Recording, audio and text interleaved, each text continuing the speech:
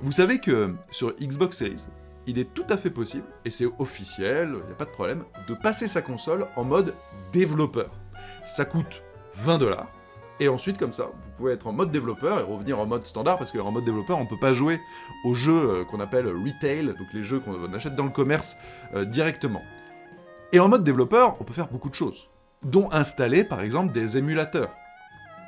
Regardez.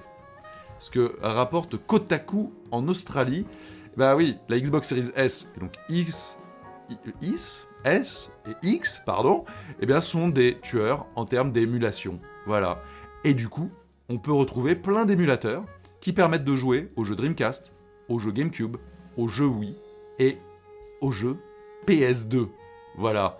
Des jeux PS2 sur sa Xbox. Alors, il précise bien, hein, que c'est pas aussi simple que juste mettre une clé USB, etc. Mais ça fonctionne. Il y a parfois des petits soucis sur certains jeux, mais globalement ça fonctionne. Après, évidemment, hein, vous connaissez les règles de l'émulation, hein, ne vous mettez pas dans l'illégalité, mais techniquement parlant, c'est en tout cas possible. Et c'est quand même...